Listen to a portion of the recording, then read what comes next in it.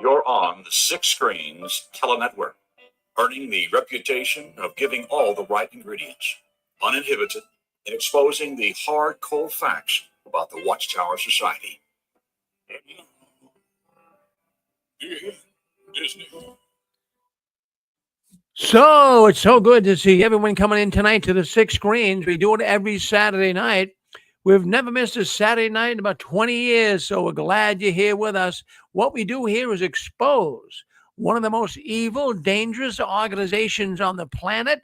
That, of course, is the Jehovah's Witnesses, and we've been doing it for, like I say, 20 years, and right now, more and more people are leaving the Watchtower.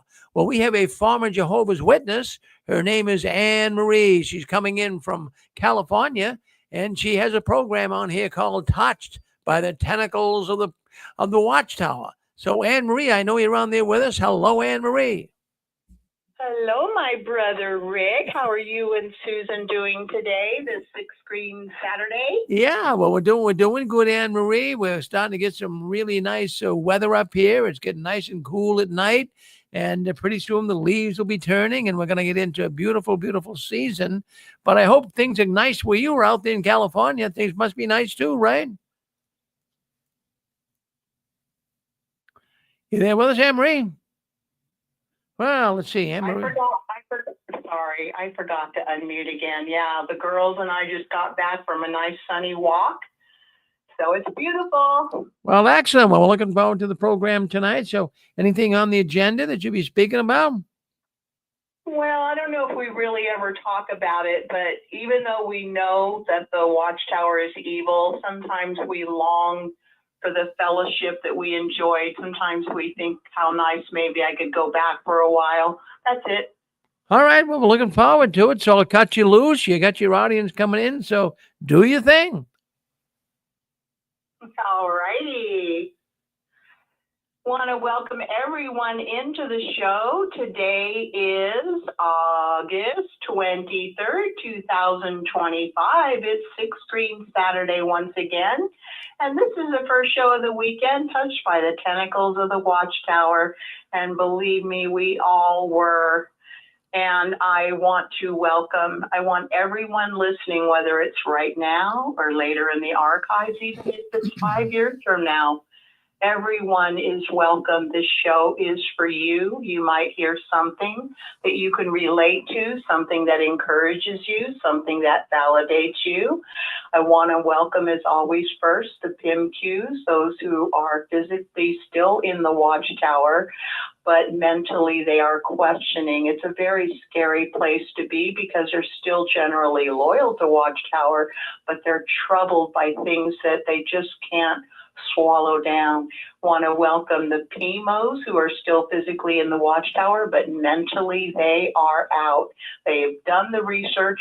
Their eyes are very much open. They cannot be fooled anymore by the clever manipulations, twisted truth, and outright lies that the Watchtower so smoothly continues to feed the rank and file. It just breaks my heart to see my own family and my old friends, and I'm sure you guys feel the same way, still believing, so blindly believing and hotly defending. And it's just sad. And all we can do is wait for the Lord or Holy Spirit or the angels to know their time when they can kind of start questioning and then maybe follow through and start to do the research. Want to welcome everyone. Does anyone want to just say hi or have a thought? Please feel free to hit *6. This show is for you. Marie, this is Donald from Beaumont, Texas. Oh my goodness, Donald. How are you, my dear? Doing good and had a pretty good week. I had to go to my kidney doctor Thursday. How? Good results. I have stage 3 kidney disease because I'm diabetic. Oh. But that's okay because I'm at stage 3. It's still pretty good. My doctor said everything's stable, so I'm doing good. All my labs came back good, of course, and everything. And so, I love my kidney doctor. He's a really neat guy. He's really Oh, yeah. All my doctors are good. But kidney disease scares me to death. Kidney, oh. Yeah, well, I got kidney damage from chemo years ago when I had cancer. And then after the cancer, I got diabetes. So the kidney damage is done by the chemo. But you're doing okay? Oh, yeah, I'm doing good. But I was thinking about, you know, every time Rick mentions the name Touched by the Tentacles of the Watchtower, I always get this image of an octopus coming out of the sea with its tentacles waving around, trying to snatch people. Yep, that's why Rick named the show Touched by the Tentacles of the Watchtower, because we've all been touched in one way or another. And even our friends and family, our acquaintances, our workmates, they've all been touched too, because we were not normal when we were believers in this crazy cult. Oh, no. Yeah. So, God, I'm so glad that you called in. Did you have a comment? Now, a lot of people don't know. I haven't put it really out there. What I wanted to talk about today, and just in case you have a thought or a comment, Donald, I would love to hear it. I don't know about everybody else, but personally, no matter how much I know about the Watchtower, the true, what Rick calls behind the curtains, I still miss what I remember as being called the whole association of brothers. You know, I truly, truly believe that I was in God's organization. And sometimes I miss that feeling. And sometimes I think, well, what hard would it be to kind of go back for a little while and then I'll get back out? No, I don't know. What do you think? Have you ever kind of felt like I never had that thought because I wasn't in it long enough to really build any relationships with anybody. I didn't, you know, I got in it mainly just out of curiosity. So I didn't really have any family in it or friends in it. I got in on my own. But I didn't really, the only friend I made when I was living in Houston at the time that I got in, a guy named Patrick. Now, I miss Patrick. I like Patrick. He was a good guy. But other than Patrick, that was the only person I really, and other than my Bible study, of course, but other than the Bible study, Patrick was the only one I really, you know, really connected with. Okay, wow. You know what? It's so hard to have a good friend that you miss.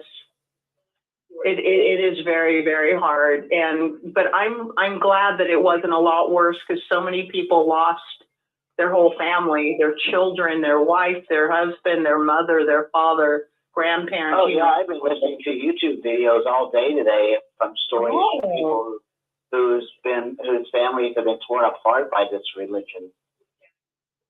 It's really sad, and unfortunately, those still loyal to the Watchtower think that we're wicked and talking hate speech for telling the truth, because they're still in their indoctrination, and it's sad because there's nothing we can do. My own, you know, people in my own family put me down and basically tell me I'm the one causing trouble when I even make a little comment about how much it hurts to be treated like I'm garbage or I'm some kind of evil entity or, you know, being shunned. I think one person in my family said, well, you know, my JW family, well, they just don't want any drama in their life. Like, I'm drama in their life. It's just, well, like there was a story I heard earlier today where an elder's wife, the elder, he wanted his wife to not go to a baby shower and all this stuff, and he wanted her to not associate so much with his sisters, and it got to the point to where she had to, you know, she couldn't ask a question or couldn't answer or couldn't have questions without being totally chastised for everything she asked. And, you know, he was an elder and he was up in the congregation. I mean, he was supposed to be pretty high up there, and you know, he wanted to keep everything clean. And it got to the point to where the woman was up at night, every night, cleaning and re-cleaning and cleaning and re-cleaning. He wanted everything just so. And in order to please him, she had to do all this cleaning and suppressing her thoughts and her feelings. And it just got really bad and tore apart her family. Well, I'm trying to make it better.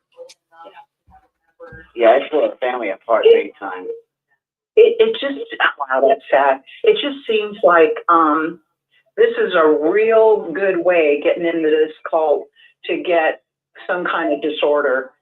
You know, usually anxiety, depression are the most common, but a lot of people end up with obsessive compulsive disorder.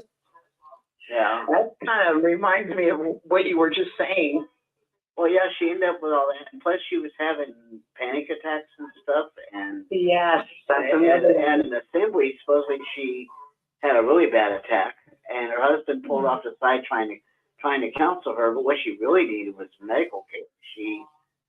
She was having all kinds of issues, and well, that's what we mean by touched by tentacles of the Watchtower, because you can't be in a cult and believing, and they really pull your brain apart. It stresses you out mentally and emotionally, and something's got to give. Something has to give, and they always blame the person like something's wrong with you. Yeah, and they don't own up to their mistakes either. They blame the rank and file for prophecies that didn't come true. And some certain brothers were, about the 1975 thing, that certain brothers got all wound up about it. Yeah, the certain brothers was them. Hey, I just want to step in here for a second. Hold on one second. Somebody's got a TV going on in the background. There's a lot of background noise. I don't know if it's you, Anne Marie, or Donald. I'm not sure. Someone got a TV on back there? Hold on, that's my YouTube. Let me turn it. Yeah, let's shut it right off. In fact, turn it way down. Yeah. I was away from the computer, but it has on here. Yeah, I could hear the noise, and I didn't know what it was. I didn't know if someone was trying to talk or what. Yeah, just for everybody to know, if you're going to come on the line on the show, please turn down your YouTube all the way. Any TV, radio, anything, because it really does get picked up. Oh, that's so much better. Thank you, Donald. Oh, you're welcome. Yeah, I forgot about that. Yeah, poor Rick. He has to monitor everything. I should have said something, but I didn't want to interrupt. Well, thank you so much for your comment, Donald. Just 1 second. I just want to make sure if there's anybody else wanting to talk. Is anybody else? Is anyone waiting? Is anyone waiting? Yes. Hi, this is Stefan. How are you this evening? Oh, my God, Stefan. Hi. Hi. Thank you, Donald. Don't go away, Donald. Hi, Stefan, my brother. How are you? Hello. Well, honestly, I'm hotter than the sun right now. But I want to just quickly address your question. Do I miss the I forgot the term that you used, but the commonality and having the brotherhood? I don't. Because I know that I could have had that kind of brotherhood. I mean, even if you came from a large family, 30, 40 people kind of have that same effect. Or maybe if you had tighter relations with the neighborhood, you'd have that same kind of effect. I miss, if I have to be honest, I miss the family that I was really never allowed to be that close to. Most of my family's in California. And so it was a real special time to go to California and reconnect with all the cousins and things of that nature. So if I'm being totally honest, that's what I think I miss. I certainly don't miss anything about Watchtower. But I would say, I just wanted to say very briefly, and I'm sure that we're going to kick this around to death about this flip-flop about college. But that just had me really pissed off and angry this whole day. I have just been so angry about that. And it occurred to me, and this is the only point I'm going to make, I wonder how many young people graduated high school this year, 2025, and instead of going to college to build their future, they went to Bethel. I know two, of two, I don't know them, but I know of two who did that. And I just wondered, what were they thinking this morning when they heard that flip-flop by David Splain? Because I'm sure that for some, the reason that they didn't go to college and went to Bethel was because Bethel looked so negatively on college. Then they decide not to go to college if they were ever planning to go. If they listened to Watchtower all along, they might not have been planning to go. But let's say they did plan to go. And then their conscience bothered them because of all the talks, the Toni Morris talk, David's, all the information, the parents, the congregation. And then they say, okay, well, I'm going to go and volunteer my time and work like a slave at Watchtower, only to wake up on whatever today is, I don't know, Saturday, August something. And then now there's a flip-flop, and you can go to college. Even though if you're a grown-ass person, you should be able to make up your own decision as to what you want to do or don't do. But we know Watchtower infantilizes everybody. But now they're probably sitting there thinking, I didn't go to college. And I'm sure they have people that they're thinking about, you know, that they went to school with that are starting college in just a few weeks. And here I am at Watchtower cleaning toilets, not being paid, living in this dormitory style, you know, the military tactics that they use to control the Bethelites, when I could have went to college. Maybe they even got a scholarship, Anne-Marie, that they turned down because of Watchtower. Now, all of a sudden, you can go. So I could have taken advantage of this scholarship, and I could be in an institution someplace right now learning, building a future for myself, because we know Watchtower is now de-emphasizing the end coming and right around the corner and all this nonsense. I just wonder how they felt, how their parents felt. And for those of us that are older, that made lifestyle changes because of Watchtower, me, myself, I could have easily gone to college scholarship or paid for it. But no, I didn't go because of Watchtower. So I'm just hot today. And I'm sure a lot of us are hot. I have a feeling a lot of people are going to be venting. I'm going to tell you right now, get ready for it. Because if they're anything like me, they are pissed. I am pissed. I'm hot. But anyway, to get back to it, no, I don't miss the brotherhood from Watchtower. I do miss the true brotherhood from community and from family. Thanks, Anne-Marie. Well said, my brother Stephan. You know, I was just listening to David Splain talking about, well, you know, going to college, it's really up to your conscience. And I'm like, you effing you know what? You little pig flying flop. We heard Watchtower announcing the 1975 Armageddon prophecy in the summer of 1966. And after that, every day, every talk, every meeting, every Watchtower study, awake, publication, and conversation was all about Armageddon could come at any time. It'll come no later than the autumn of 1975, but it could come way sooner than that. And boo, boo, boo, boo, boo. And they were pounding it into our brains. Don't even think about an education, because that is making an investment in Satan's organization. That's taking a stand against Jehovah. You need to prove your faithfulness, your loyalty. And they had a whole bunch of kids quitting school. And so then, go ahead. No, I said, yeah, absolutely.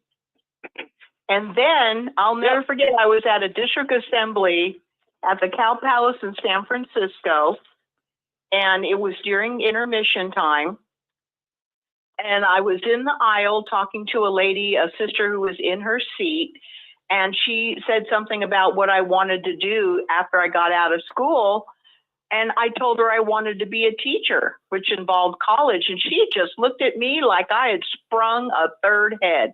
She said, what is wrong with you? She's like, what is the matter with you? And I'm like, what? And she said, didn't you read the May 22nd Awake? This is May 22nd, 1969 Awake. And she pulled it out of her book bag. She had that stupid thing right there with her. I think it was kind of blue.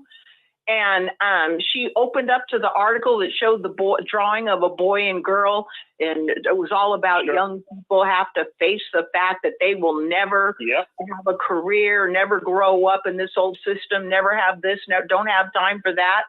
And this is what we were all force-fed. And what was awful is that by May of 1969, it was almost 3 solid years of having it drummed into our head that we had to prove our loyalty by putting, quote unquote, Jehovah first, which means slaving for the organization, which means use up your youth. No school, no college, and all of these really smart Jehovah's Witness kids were getting scholarships, like you said, and they were them down and being praised from the podium. But where are they now? Exactly right. Well, they're all working blue collar jobs, and probably pissed off just like I am because they can see that the wool has been pulled over their eyes. And you know what else I thought about, Anne Marie? And I'm sorry if I'm venting, if I'm taking too long, just tell me just tell me somebody else wants to talk and I'll shut up, but I'm just hot. Not right at now. all. But You go ahead, my I was brother. thinking about that video, that video. Now, I don't know if you saw it or not, but there was a leaked video. And if I'm not mistaken, it was a circuit overseer training video that was leaked either last year or the year before. And basically, these elders all ganged up on this one elder to review his qualification to serve as an elder simply because his oldest daughter was going to college. That's it. I remember that. And they decided to remove him, didn't they, or something? Well, yeah, they removed because he wouldn't back down. He was a real man, and this is why this organization is failing, because they don't have any real men. He stood up and he said, "No, my daughter's going to continue to go to school," and I think his second daughter also went to school. They decided that the two daughters going to school constitutes such an effect, a negative effect to the whole congregation, Yeah. especially the young ones who are looking, that you're setting a bad example. Yeah, and they removed him as an elder, and then ultimately he was disfellowshipped because he stood up to him and he took him to task on it, and they got rid of him because that's what they do. And then they also put on public reproof. They publicly reproved the daughter because she went to school. Oh, my Now, Lord that Jesus. was a circuit overseer training video. In other words, this is how Watchtower wants you to handle these kinds of situations. But yet today, August, whatever today is, it's a conscience matter.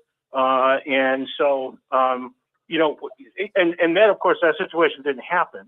But let's say that it did happen. What is somebody going to go back to their brother and say, "Oh, we're sorry, we didn't realize that this was a conscience matter, or we shouldn't have taken the action, and your daughter wasn't a negative influence on the congregation, and people do have the right to decide for themselves whether they're going to go to college or don't go." No, and no apology. Stefan, are you close to your phone? You kind of, I don't know if it's my phone, but it seems like you're kind of far away or echoing, and then you sound clear, and I'm having a hard time. Sorry. How is this? What is that, dear? No, I was saying, how do I sound now? Yeah, it seems to be getting worse. Whatever's going on, I don't know if it's. It must be on your end, Anne Marie. sorry about that. No, hold on one second, Steph. I'm This. literally holding the Oh, phone hold, in my Steph. hand. Hold on. This. From my face. Hold on. This is Rick. It's not you, Stefan. I think it's your phone, Anne Marie. It's coming in nice and clear here. Yep. I apologize. That's okay. But in any event, I'm done. I just wanted to put my 2 cents on that. I am so hot and pissed off right now about that I could just spit. But that's just me. Hopefully, maybe I'm the only one. I have a feeling there's going to be probably a lot of pissed off witnesses. And if they're not, I don't know. Are they completely brain dead and just zombies? And whatever Watchtower tells them, they just go along with it? I mean, at what point do you stand up and say, this organization is insane? They have us doing something on Monday. On Tuesday, we do the exact opposite. They don't apologize for anything. They don't take responsibility. Not going to college. If you were able to go, willing and able to go, and you didn't go, is going to cost you in the long run, unless you're one of the very few that maybe start a business or just somehow something very positive falls into your lap. But for the majority of us, that does not happen. And they can show you all kinds of statistics on the income that people make who go to college and what degrees, first of all, what college, what degrees you got, so forth and so on. But you will always find those that did not go on the bottom of the scope. And so for Watchtower to just make this change, and then there's no accountability, they don't apologize. I don't even know how to put it in words. I'm so angry. I don't even know how to put it in words. So the elder really that was don't. disfellowshipped, does he get back in now? They've released it. I mean, like, not the release the video, but does he get undisfellowshipped because now it's okay? That was just a teaching or training video. It was and I don't want to say a reenactment, but it was just an illustration of what the elders did. It wasn't a real person. It was a No, I know. training But, thing. but what I'm wondering is, if that would have happened, let's say he got disfellowshipped the day before, and then the next day they said, "Oh, it's a conscience matter." So do they I not think disfellowship at him, that or what? point, the elder that got this fellowship would have had to appeal to New York. And if I was a betting man, I would say New York would have done nothing about it. Their take would have been, at the time that you were disfellowshipped, this is what we believe. This was our stand. You went against what we believed at that time, and that's why you're disfellowshipped. And that they would essentially leave that person in that state. If I had to bet money, that's what I would say. It's just like that brother that spoke at the convention. If you were there or if you watched it, there was an African-American brother at the convention who lived in the New York area, and he was wrongfully removed as an elder, and he took that all the way to the governing body, and they did nothing. They allowed that judgment to stand. So in my mentality, I think they would have allowed that to stand. They would have said that at the time you were disciplined, that was the position, you went against the society, and the fact that we've changed our position now doesn't change the fact that at that time you went against our position. That's what I think would happen. Hey, Donald, Donald, hold on one second. This is Rick Farron once again. Donald, turn your YouTube down. Yeah, I don't have it on. Does someone have the YouTube on out there? Not me. All right. But no, Yeah, I think this conscience matter stuff is just Watchtower saying, "Okay, we give you permission to use your brain." That's what it is. Yeah, and they always act like it was always your choice. And gee, maybe, you guys need to learn how to man up and use your brain and your conscience, so we're here to remind you that you're an adult and you can make your own choices. Yeah, right since when? Oh yeah, I know. Exactly. You're like kids. Yeah. Yeah, I mean, if this was a marriage mate, a boyfriend, a girlfriend, or a boss at work who would tell you something on Monday, come back on Tuesday, do a complete 180, you would be walking around telling yourself this person is insane. They're telling me one thing, and I've had a boss like that, and it was to the point where I had to literally write down everything that he told me, and then I would send him an email, and I would say, just to recap, this is our conversation, is this correct, before I take any action? Because I go and do exactly what he asked me to do, and then he come back and say, well, why did you do that? Well, that's what you told me. No, I didn't. I said, you absolutely did, and I show him my note. You could have written that at any time. So this is what I had to do, and this is the only thing that cleared up the situation.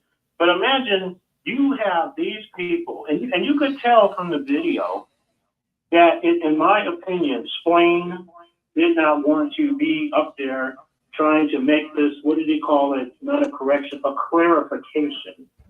It seemed like, so it was pretty obvious to me this didn't come from him or the governing body, that they were being directed to do this by whoever it is that's actually running this organization. You could just see how uncomfortable, he was in doing this. So in reality, Watchtower really hasn't changed their position. They don't want anybody going to get a higher education, but they're being forced to do this by, whoever's really running this organization.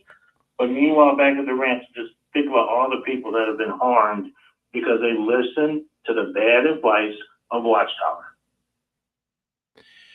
Very good, Stephen. Hey, listen, we got a lot of people who want to come in here tonight, but now listen, you got to shut your YouTube off. I know it's not you, Donald, or Stephen, but Hillary, I want you to come on, but you had your YouTube on in the back. You got to shut that off because it makes a lot of echoing. So Hillary, you want to come on right now, hit *6, and you're on with us. Go ahead, Hillary, out of Brooklyn. All right. Let's go to 520. Anne Marie, I'm going to bring 520 on for you. Okay. Hi.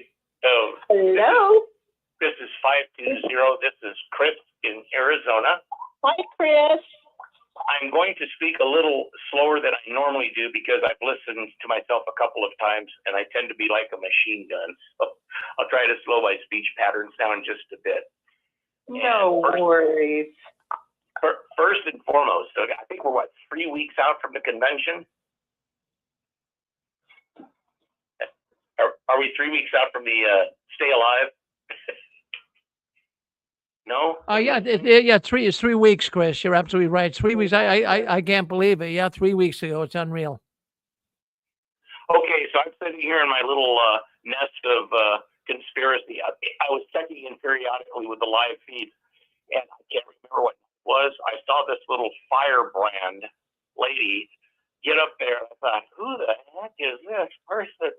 And anyway, it turns out it was Anne Marie. It was terrific. I wanted to just tell you, you have such passion and such common sense, and it all came through. The whole thing, Rick, what I was able, and Anne Marie, what I was able to watch, in and out was just fantastic. It was as though I was there. And anyway, so I just wanted to check in and say, because Anne Marie, you open the floodgates. Does anyone just want to call in and say hi?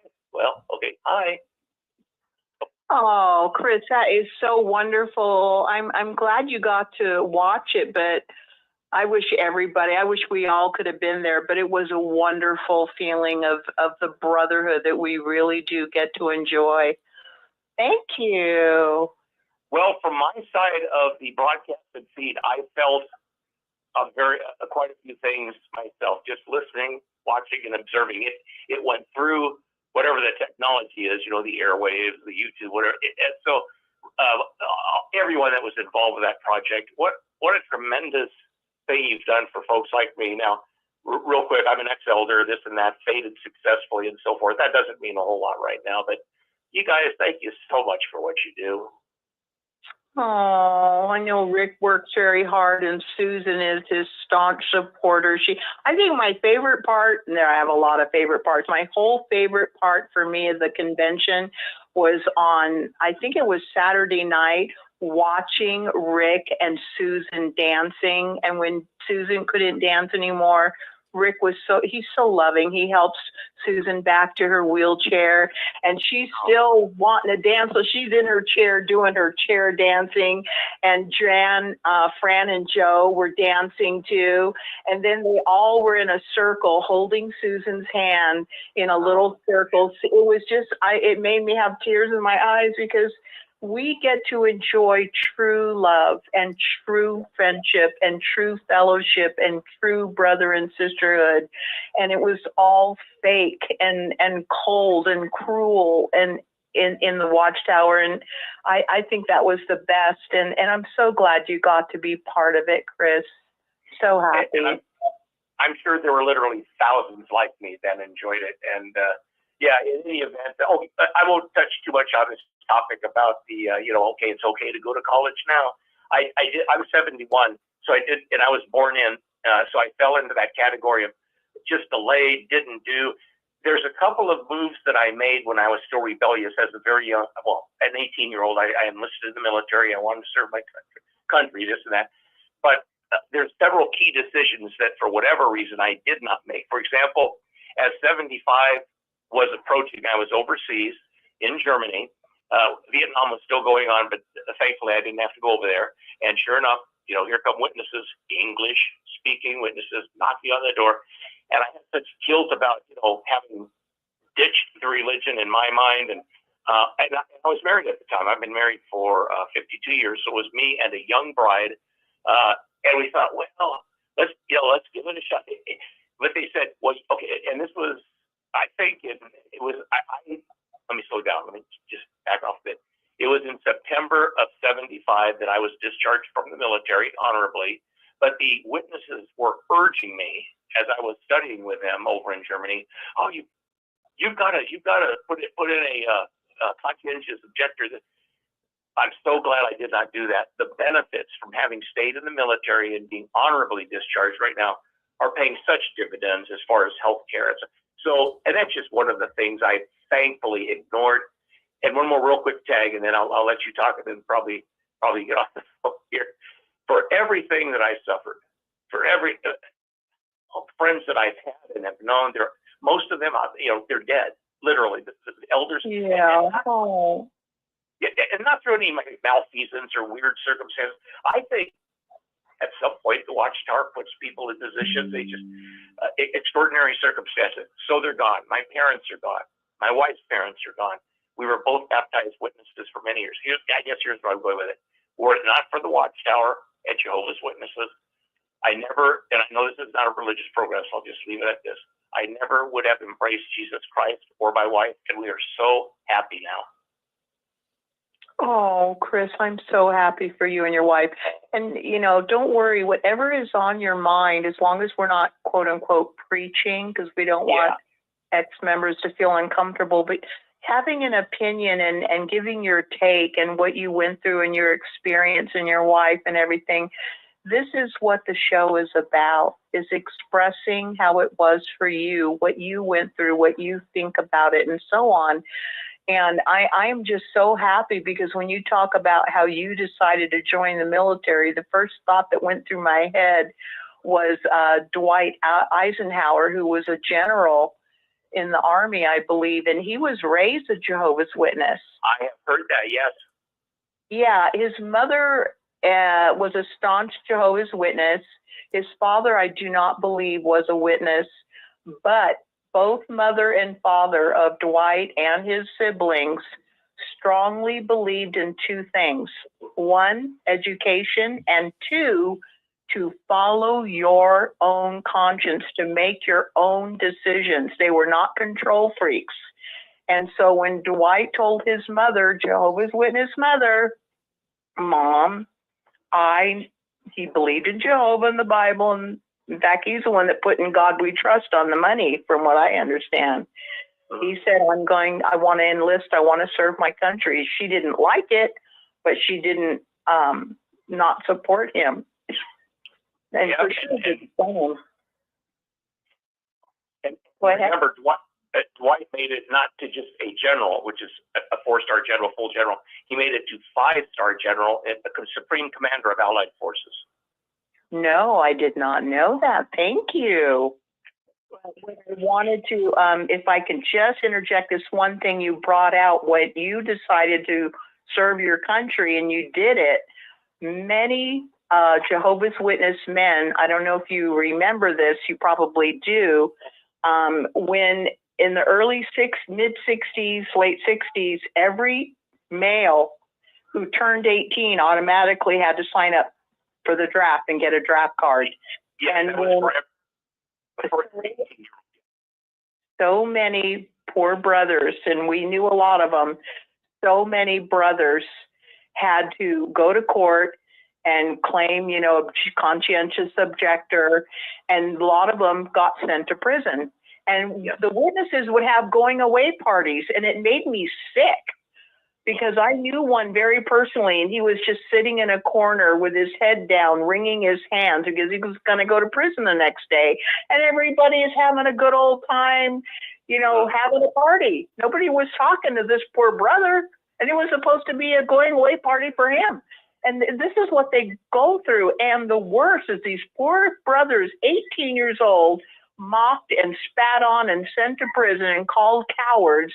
And then when they get out, they have I think it's a felony or some kind of big black mark against their name. And a lot of them through their whole life had to suffer the stigma of being a traitor, basically, a disloyal, person. And this is what Watchtower did. Yes. And I think of those young, I'm going to call them boys. They were boys. I was a boy, turning into a man. But I think those young boys did what they honestly felt was the right thing to do. Granted, it was propaganda, but that takes a lot of courage in my mind. I'm just saying. Oh, no, of course. Of course. Hello, Anne-Marie. Yes, who's this? This is Kurt. How are you, Anne-Marie? Hi, Kurt. Thank you so much, Chris. Oh, my goodness. I'm out of here. I'll listen to what Kurt has to say. Thank you. Yeah. Kurt, how are you? I'm doing good, and thank you for asking, and hello to everybody. On the subject you brought up about the brotherhood, I will have to admit that I do miss the brotherhood. I remember thinking about it in one sense. The sense that stood out to me was the worldwide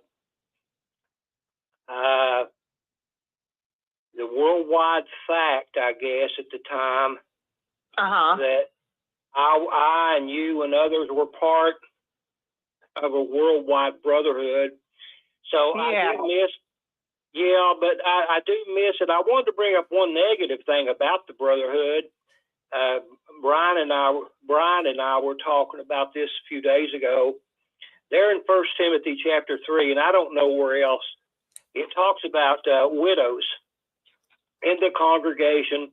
And of course, we have little children, we have widows, old people in the congregations. And, you know, I'm sure that around the world there are good witnesses everywhere in different congregations that help out when people really need help, physical help, maybe even financial help. But like Brian and I was talking, the Mormons, for example, they have a welfare system. I don't know all the details of it. You know, you probably know more about it than I do. You and Rick, different one, Chris, and different people. Brian knew more about it than I did, but they do have a welfare system, the Mormons. Now, the witnesses, one last thing I want to just say on this. The organization obviously is pretty wealthy. And no one, I don't know, unless you're on a governing body, I don't guess anyone knows exactly how wealthy, but they're wealthy. So, to me, in this brotherhood, it would make sense to me for the Watchtower to have some kind, from the top down, some kind of a net to help the membership. The membership, you know, when people, especially widows and have little children, maybe, and that kind of thing, help them financially.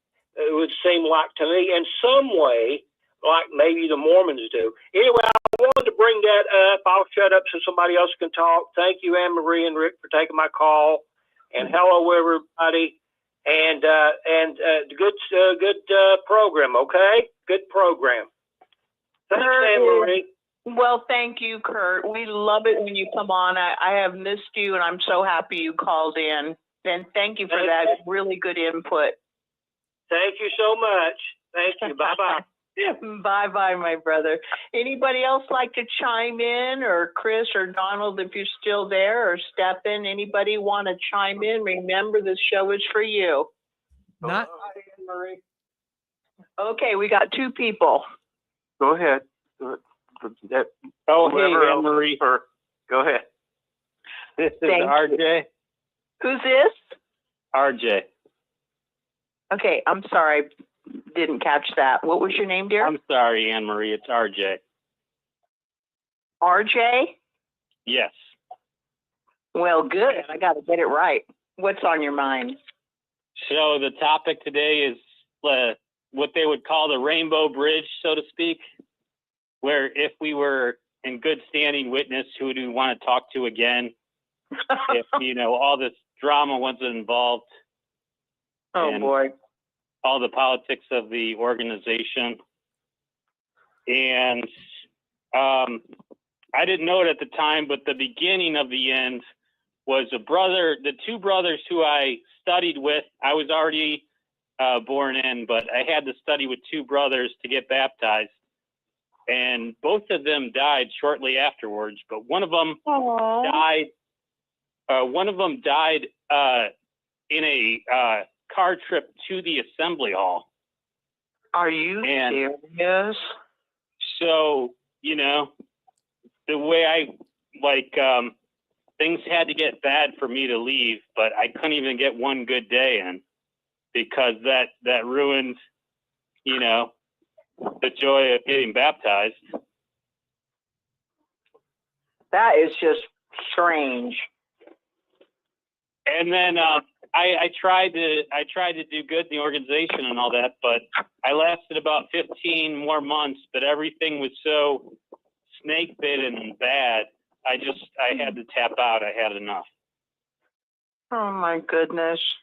Everybody went through wow, that must have been not easy for you. Yeah. But I felt like if I kept staying in, I'd be going against the grain, and there was no wind at my back, and there was nothing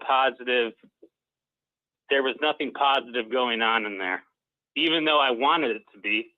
If I had anything positive going on, I would have stayed on longer, but it just didn't happen that way.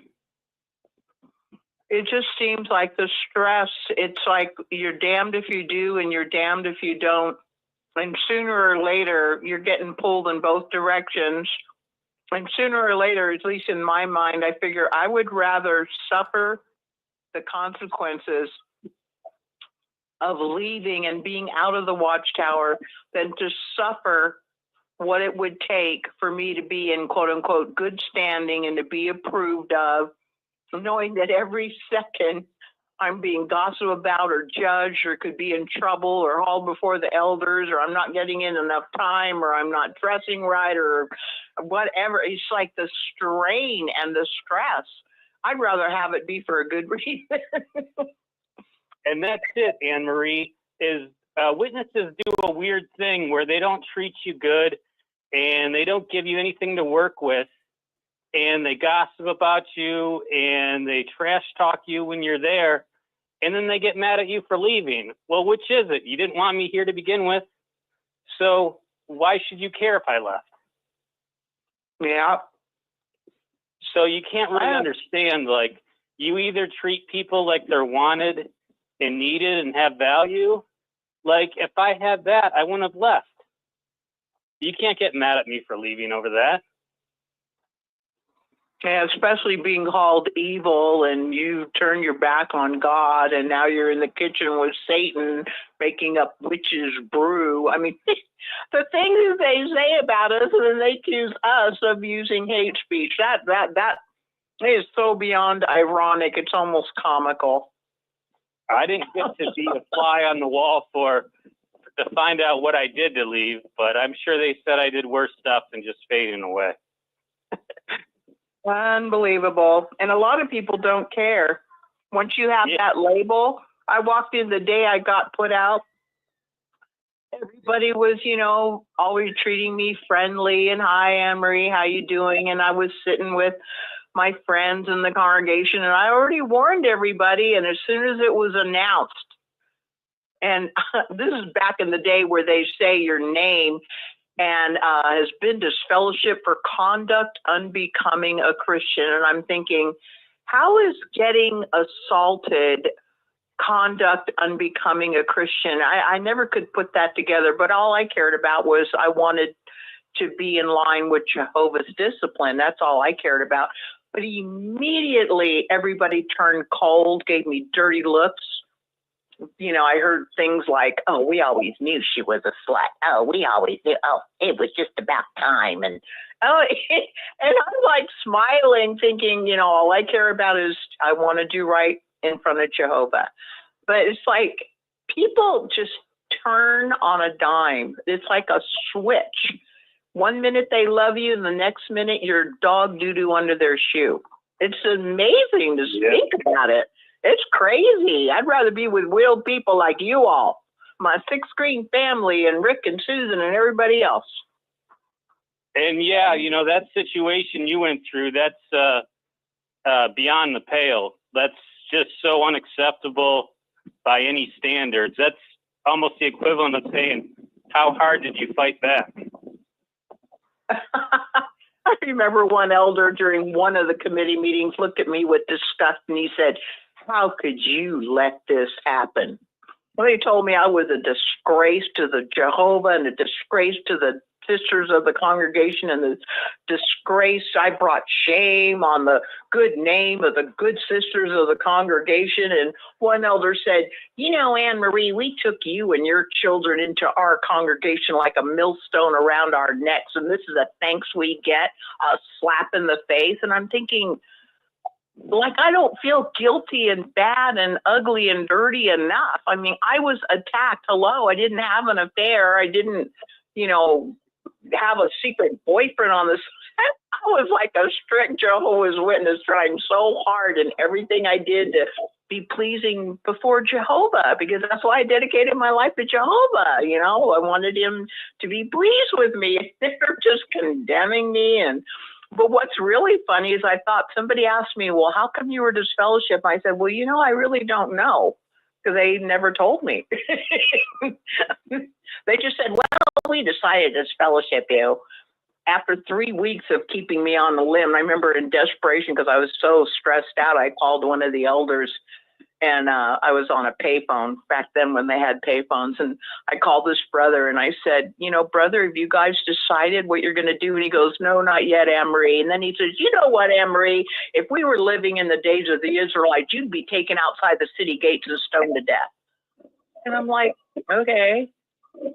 You're like, That's the thing is they quote the New Testament more than the Old Testament, and there's a lot of examples in the Old Testament that are very unforgiving.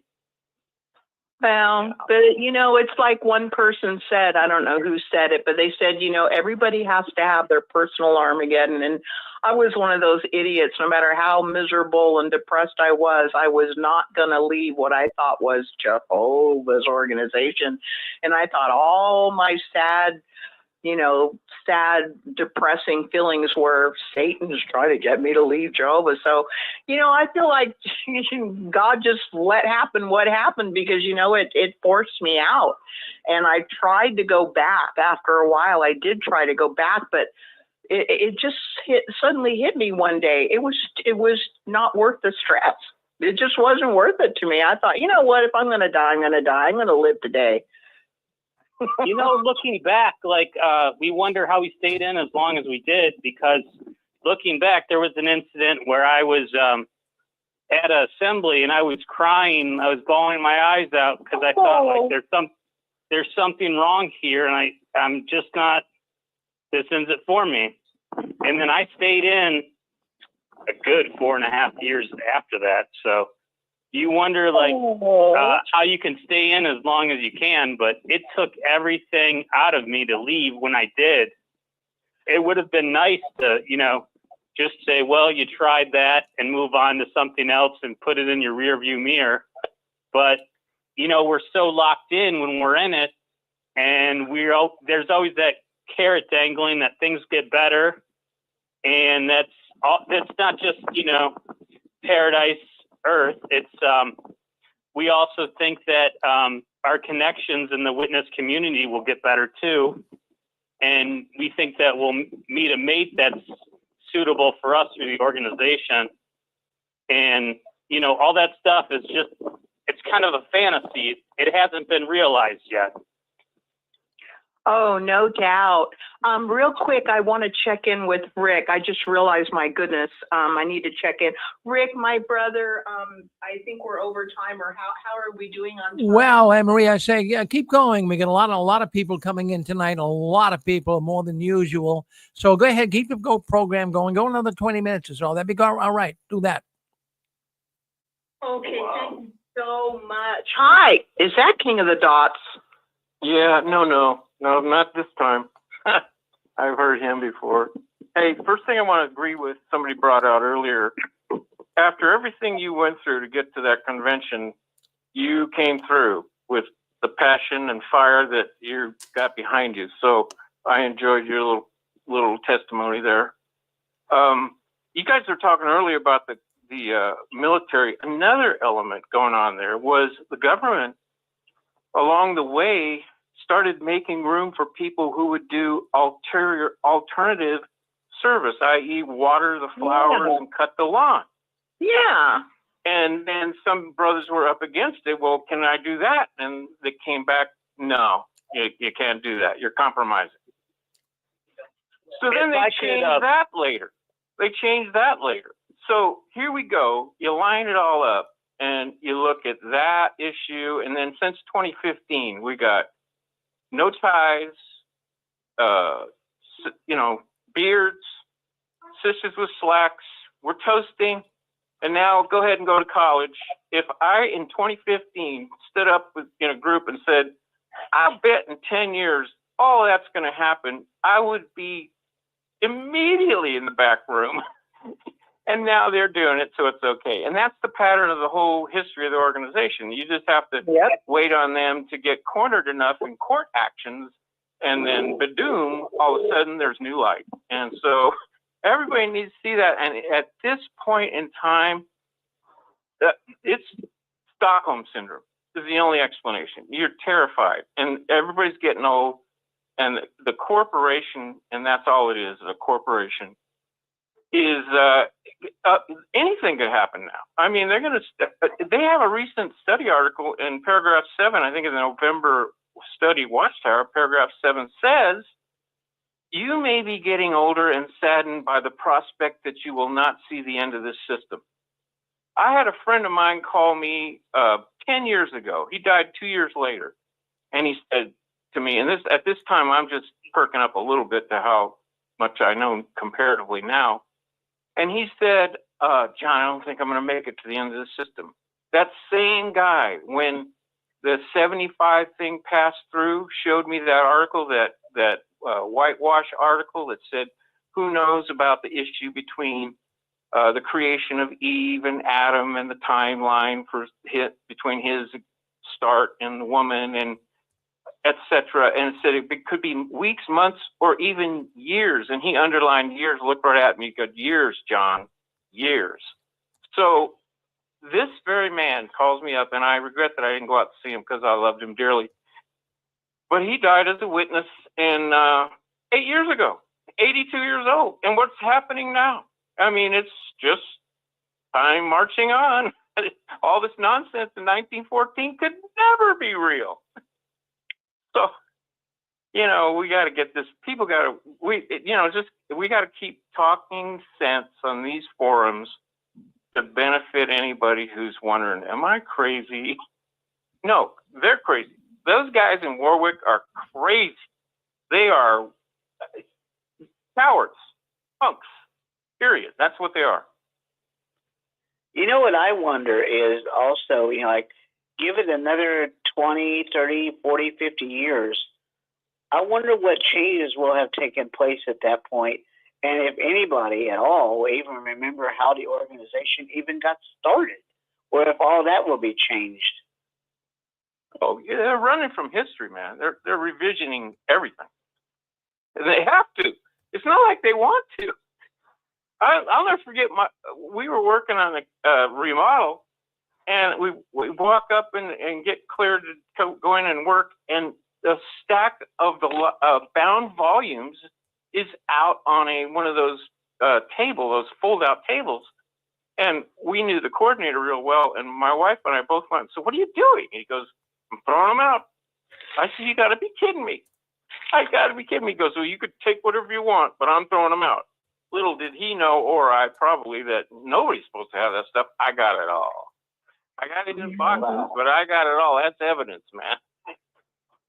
So. Well, not only that, but you look at back not too terribly long ago, several years back, they actually removed the pyramid from Charles Taze Russell's. I saw that thing. Yeah. Anne Marie, can you hear me? Of course, I'm right here, dear. I've been listening for a long time now, and I've never been a Jehovah's Witness, but I have a comment about the change of the policy to go to the higher education.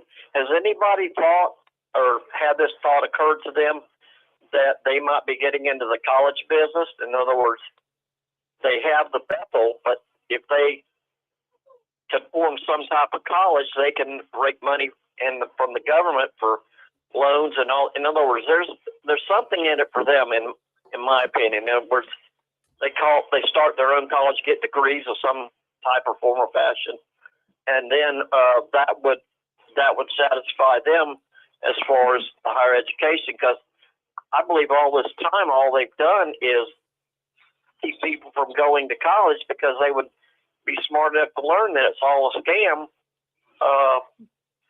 Otherwise, if they went. So, just your thoughts on that, and I'll sign off. I got a thought. I was gonna say I don't lean into that one, although anything's possible. But I think If you go into Kingdom Hall's assemblies, the gray hair is everywhere. And the young people, they painted themselves into a corner. And their revenue stream is down. People aren't, inflation's up. Pioneers are struggling. And there's no way out. They've got to give in. There's a ridiculous policy, period. There's a ridiculous policy. God, when you said there's no way out, oh my God. It's like, I don't even know how to say a sentence to that. You just keep plodding along because you can't see any way out. Yeah. It's horrible. Oh, yeah. And the body language and facial, if you go watch Blaine's, number 5 there, that tells you a lot. I mean, he almost had shame in his face when he said that, it's up to your conscience. And then he knows that they're going to gaslight the fact that it's just like Stephen Lett says the governing body sees no reason that you can't have a beard. Well, why don't we have them? How did that kid just pull a rabbit out of the hat? Come on, man. The only reason, it's ridiculous. Marie, hello. What? Hello. Hello, is this Joe? Yeah, this is Joe. How are you, Henry? Oh, Joe. What's on your mind, my dear? Oh, I just want to let you know it was great to see you at the conference convention. Hmm. Well, what I would like to do is just remind folks that there's so many issues that we're so anti-human by this organization. And Wow. Yeah. We've been detailing them the whole conversation here, and there's so many. I can't help but feel, we raised 4 children in the organization. We were in for 36 years. And That's hard to imagine. All the time, unbeknownst to us, they were actively fighting pedophiles. They were actively pursuing pedophiles in prisons and then ushering them into the congregation. And we raised our 4 children in that organization during that time. I can't tell you how angry I was when I found that out, when we found that out, Fran and I, that this was standard practice for them. And then come to find out that basically the pedophiles literally control the organization.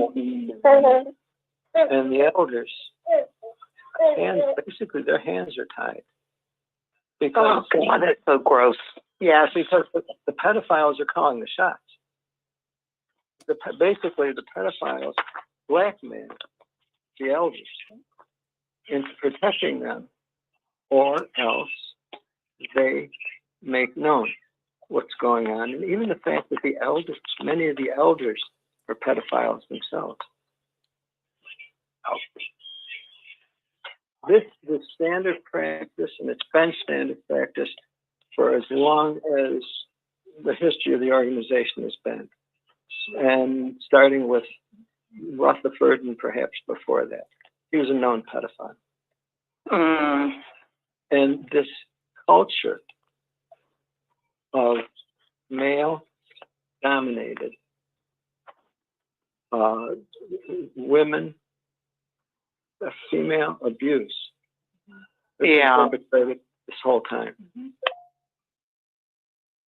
This is what is being basically hidden. But it's not hidden in the stories and the accounts of the young and older people that are coming out. And when you hear the stories, you realize that this has all been because Watchtower has been allowed to get away with it. They've been allowed to get away with it. Now, fortunately, elders are going to prison, and there are there's law cases that are being pursued, and this is going to be an ongoing thing. I sympathize for all the difficulties that people have had in that organization. There's so many. There are so many. But You know, Joe, I sympathize for the ones, for the young children that were abused in an organization that claimed to be God-fearing of the truth. hey, Joe. Hello, John. Hey, how you doing? Hey, the first, you know what you just described, though, is the first phase is taken thoroughly, it's been constructed. The systemic, it's built systematically into it. So and they're not fixing it correctly. So the government and the courts are seeing that part, and now it's not easily washed away. You're not going to get easy dismissals, and that, you know what I mean? That's not going to get washed away. It's not going to get washed. It's going to get. This is systemic in the whole society. Yep. There are people in government, as well as law enforcement, as well as religion, that are all in the same pedophile club. Yep. And we had to face the fact that we supported that organization for 36 years, contributing the lives of our children as well to supporting pedophiles. I go to bed with that at night. I wake up in the morning with that at night. Aww. Yeah. And as well as do the young ones and the older ones that have been abused, and they'll take that to their graves as well. So I feel for all the different problems and situations that people had in that organization, but you just understand that organization was designed to hide pedophiles. For real. Yes, it is. It was designed to. And Joe, I would say for you, I can see that the main comfort for the meaning of the rest of your life is that you will not stay silent. And I absolutely respect you for that. Well, silence is support. Yes, agreed, 100%. No, it's just support, and this is how they get away with it.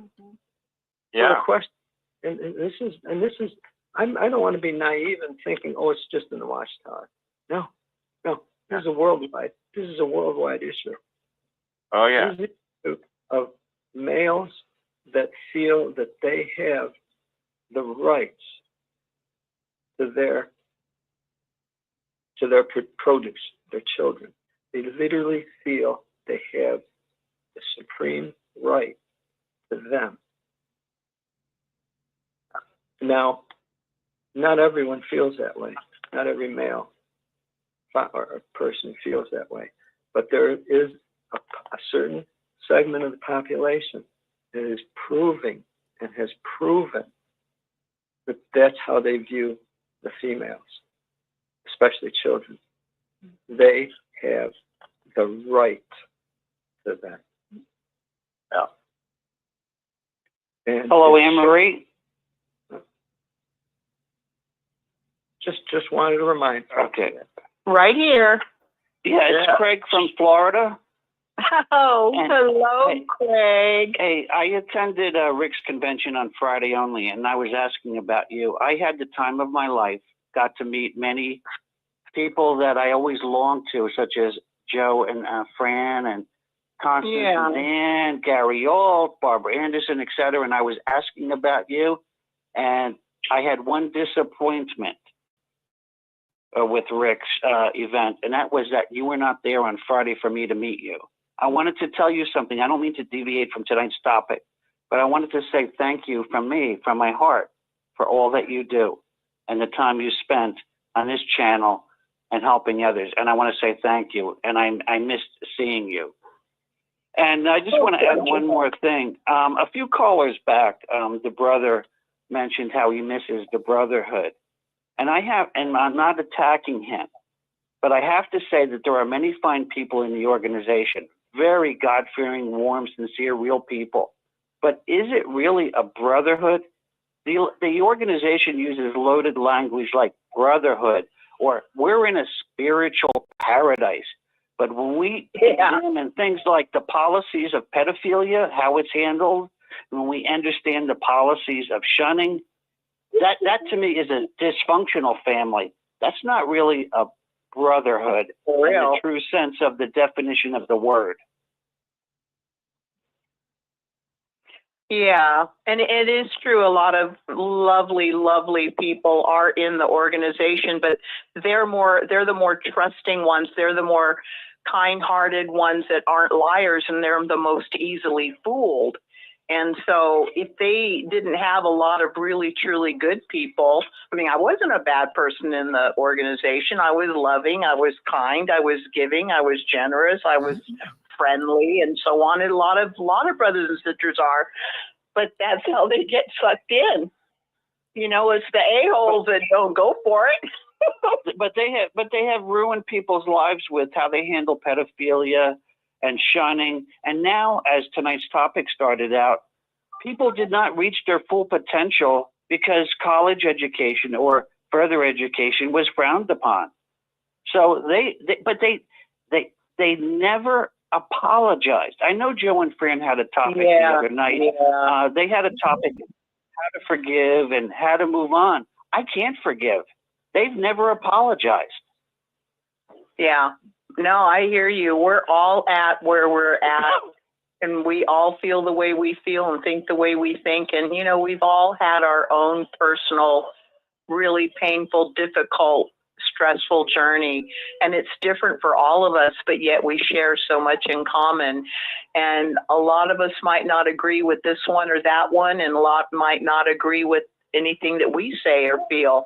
But you know what? We're at where we're at. And hey, it is what it is. And I personally can't forgive either, but I try not to think about, you know, being resentful or bitter, because then I get, like Proverbs says, it becomes rottenness to the bone. So I can't say I forgive, because it's like Satan. I can't forgive Satan because he's the master manipulator, the master liar, the master deceiver. And that's what the organization is. There's certainly not anything from God. So I'm not going to forgive the devil. And I kind of have to forgive myself for falling for it twice, because I knew at 12 years old something was wrong. I was for sure something was wrong when I was 13, 14. I knew I was going to leave. I didn't care if God killed me the next day. I knew I could not be with those people, those hypocrites, those stuck-up snobs, those gossiping, stuck-up, racist, judgmental snobs. I couldn't do it. And I left. And I left at 15. And then at 16, my mom threw me out of the house with no warning. Thank God a friend's mother felt sorry for me and took me in. But, you know, stupid me, and not even quite 20 years old. And I got suckered in to go back to the Watchtower, because it was January of 1975, and the sisters that my mom sent to my house to talk me into my senses told me that if I didn't go back to Jehovah, AKA the Watchtower organization, that I was going to die. And I told the ladies, I said, look, I already made up my mind a long time ago. I don't want to have anything to do with a God that says, I love you, but if you don't join this organization and kowtow and kiss ass of all of these people who run the organization and obey them in every way, and you know the whole drill, believe what you're told to believe, and when they change their mind, you better change your understanding, and don't complain, don't ask questions, just obey without questioning, be absolutely loyal, serve. You work for the organization, promote the organization, recruit for the organization. It's like the Gestapo. It's all about loyalty to the party. And if God says, if you don't be in their good standing and stay in their good standing, I'm going to destroy you at Armageddon. How is that love? Years ago, I met a witness couple at Starbucks, and they said, "Craig, you can always come back to Jehovah." And my response was, "I never left Jehovah, but what I left was a man-made organization." They equate that you cannot have a relationship with God unless you're part of the organization. I left after 35 years. It cost me dearly with my family, but it took me years. Aww. It took me years to overcome depression, which I admit I still have rivers of tears of losing my son.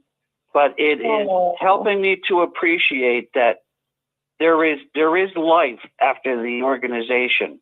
And as I met Joe and Fran, I'm willing to help anybody that's in Florida, to help them to share, to be a good listener, to share with them what has helped me.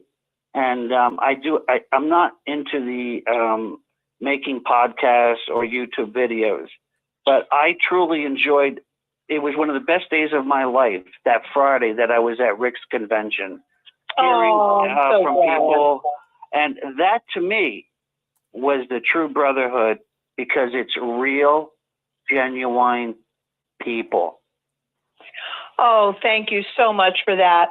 Excuse me, Rick, I think our 20 minutes are up. Am I correct in that? We're going to let you go to what? 10 more minutes, Amory. 10 more minutes and we'll have it done, please. Okay. Yep. Go ahead. Oh my goodness. Thank you so much.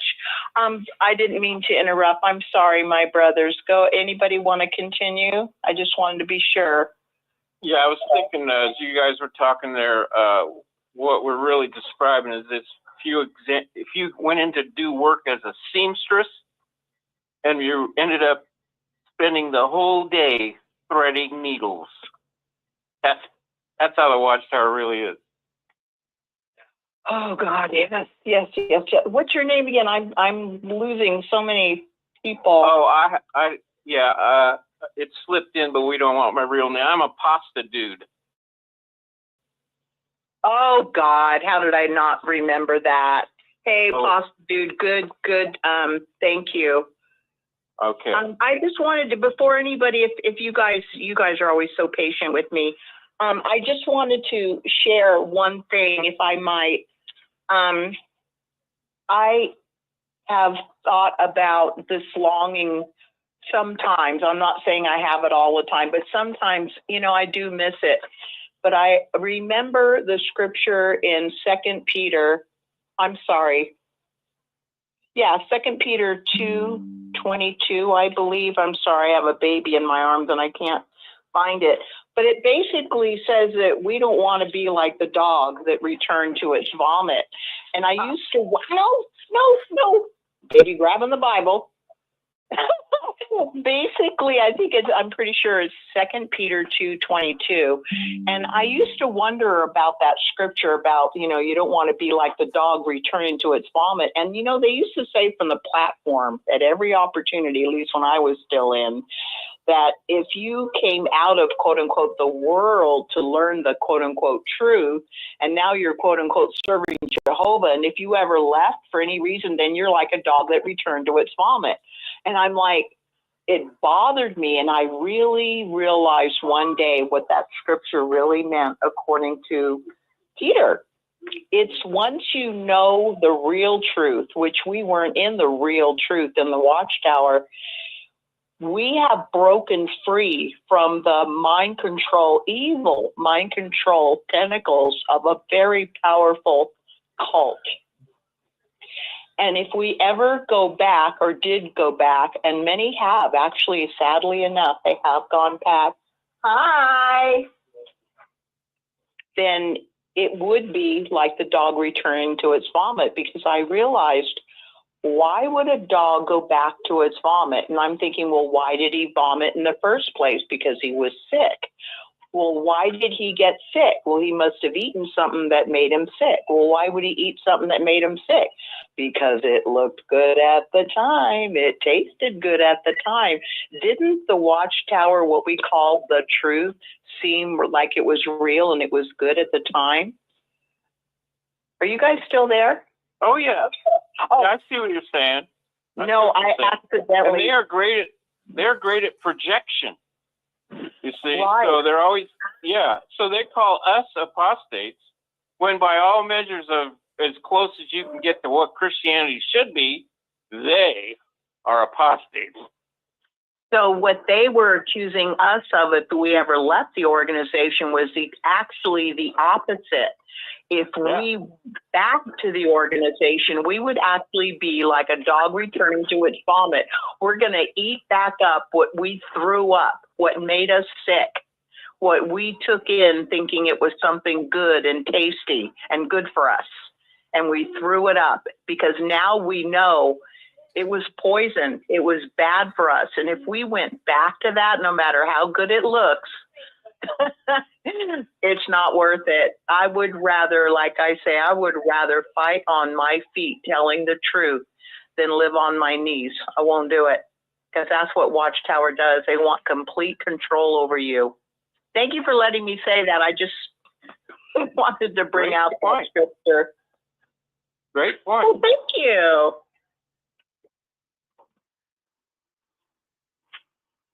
Anybody want to? And with all the people, with all these changes taking place too, it kind of seems like vomit because a lot of people are leaving that religion because of all the changes, and they're not going to want to go back because once they learn the truth about the so-called truth, they're going to see what the difference is. They're going to find out that hey, this religion's really not what they claim to be, and they're not going to want to come back. Oh my goodness.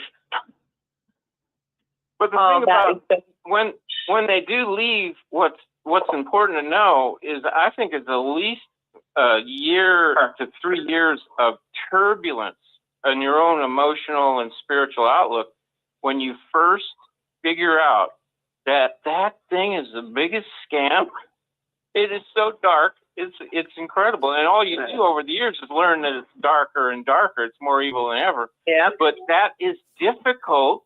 I myself was totally in for 40 years plus. And I could not believe it when I figured it out. I was just bowled over. And I think anybody has to go through that. Because if you're really in, then it hurts. Yeah. Yeah. And look how much it's changed. That by itself, I cannot believe how much the organization, let's just say being in the organization, being a believing member, is completely changed. I hope you guys didn't hear that motorcycle just went by. I heard it. It was really loud. When I don't know who that was, they were in a hurry. When I was a kid, they had the district conventions that were so huge and so large. There was no way anybody had a seat. People were having to stand in the aisles and in the back of the seats because there were no seats. And there were people actually sitting on the stairs in the huge stadiums. And they had a whole section where brothers and sisters could camp out. There was no hotel rooms. And in the 60s, witnesses would have to go door to door asking for people if they would be willing to put up conventioners. There was no, go to this hotel, we have a deal. No, we weren't spending money. We got there and we either camped out or we stayed at somebody who volunteered to let us stay at their house. Up until the 80s, they were doing that. There was no go to this hotel or that motel, and no, none of that. And the food, there was always food. And then they took that away. How in the world do you think you're going to keep people in the organization by telling them they have to go to this hotel or that motel and there's no food? Anyway, I just wanted to throw that in. Hi, Anne-Marie. Wow. Oh my goodness, is this Susan? Wait, I just want to hear the sister. No. Hi, thank you. Who's this? No, it's not Susan, it's Nadine. Oh, Nadine. I'm sorry, I can't hear very well. Oh, how are you? I was just thinking about you earlier. I know. I got your text the other day. It was nice to hear from you. I just wanted to say I'm enjoying your show tonight. It's very good. And I can't wait to hear on Rick's show when they talk about the higher education, this is really something else, isn't it? But I think every other day, the organization is changing their policies left and right. You can't even keep up with it. And like if you are a Jehovah's Witness, you don't even know if you're coming or going. You don't know what the rules are because they change almost on a daily basis. Oh, that is so sweet.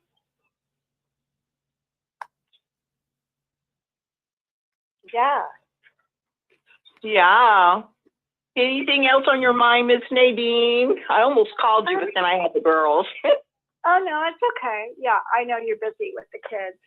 But, yeah, I just can't wait to hear what Rick has to say about the higher education, the policy that changed. So how have you been, my dear? Good. You sound good. I've been good, yeah. How are you doing? I'm over here and wishing I could be at that convention. That was the most beautiful thing, even though a lot of people had travel issues. But it was good. It was so wonderful. I mean, you could feel the love. Right, yes. It was great. It was great seeing you. Okay, well then I will probably see you over on Rick's show tonight. Oh, absolutely.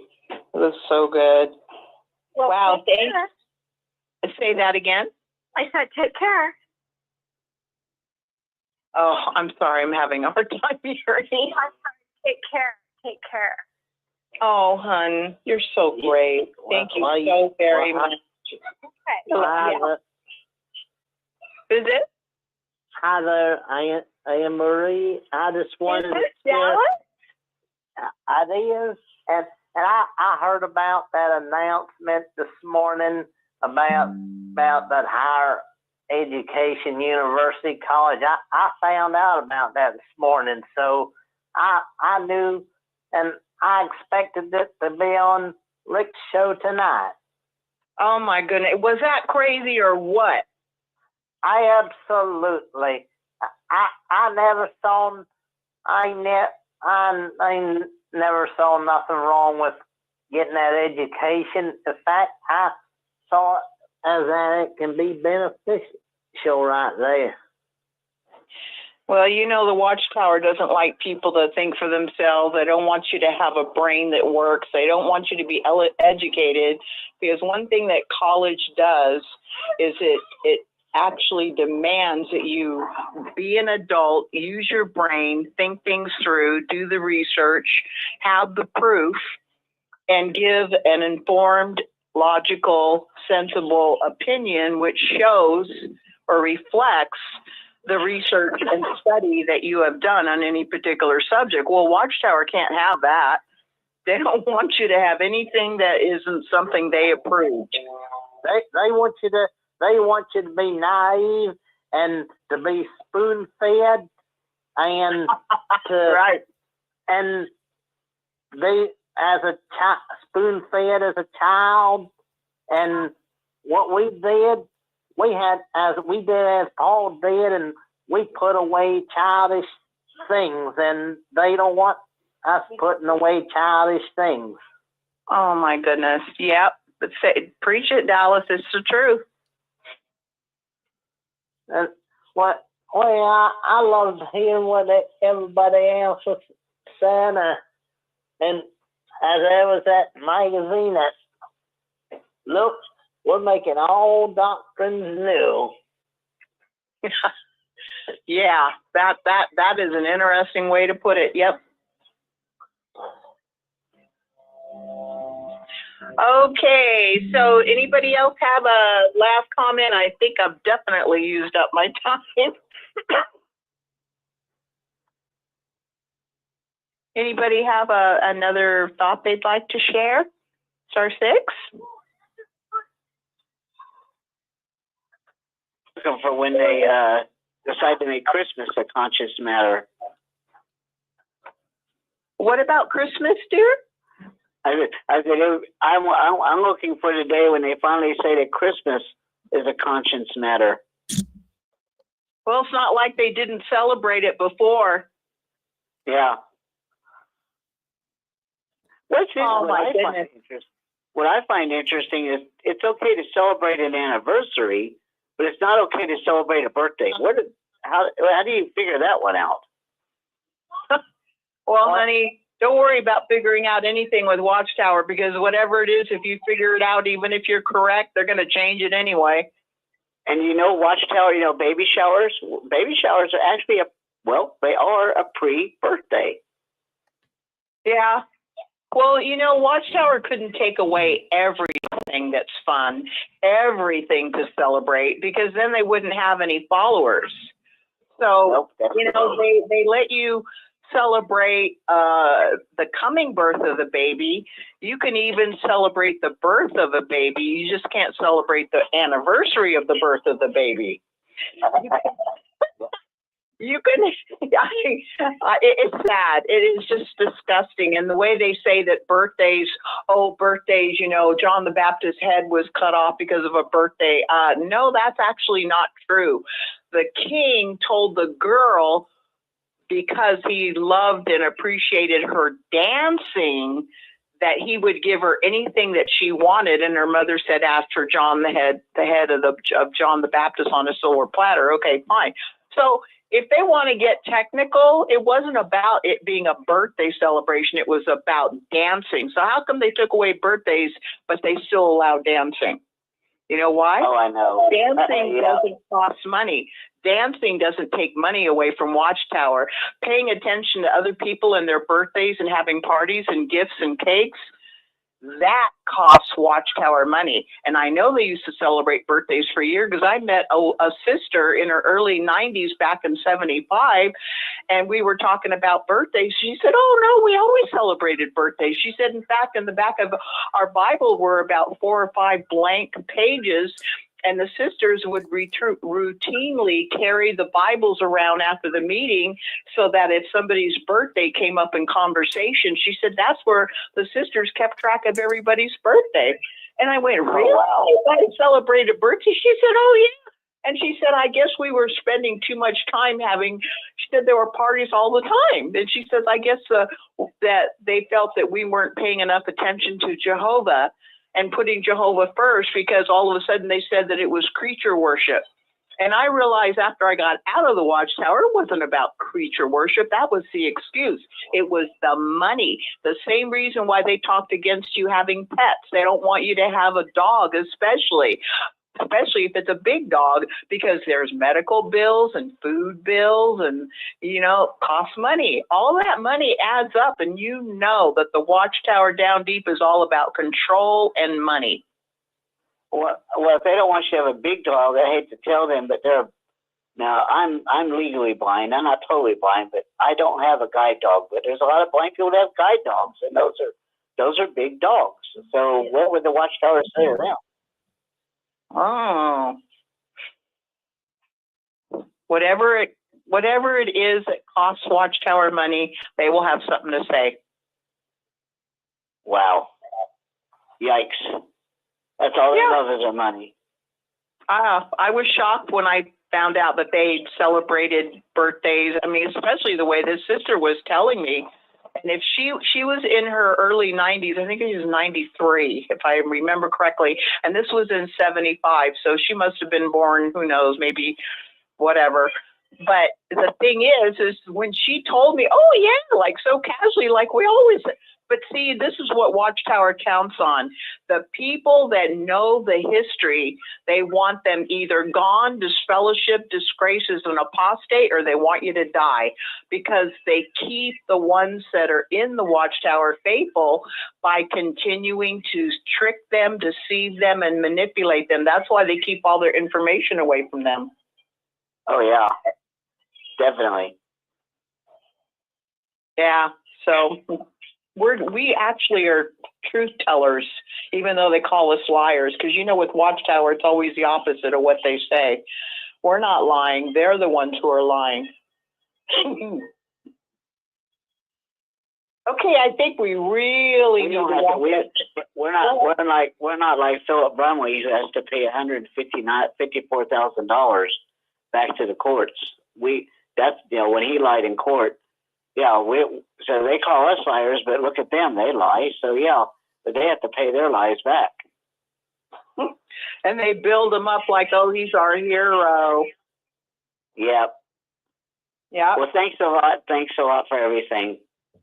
Well, thank you. And as always, we always thank Rick and Joe and Fran. And I don't know what's going on with Dan and Angela. I can't believe anybody's saying anything about them, but I'm sure that Rick will fill us in on what's going on. But I want to thank everyone for coming in on today's show. Again, today is August 23rd, 2025. This is a show touched by the tentacles of the Watchtower. And I want to thank those that I did get your name. I want to thank Donald from Beaumont, Texas. I want to thank Stephen, Chris, Kurt, RJ. Want to thank Joe and Craig, Apasta Dude, Nadine, and Dallas. And if I forgot anybody, don't come and slap me, honey. I'm sorry. Want to thank you all. We do need to go to Rick now in JW World News. And thank you all, and God bless you. Rick?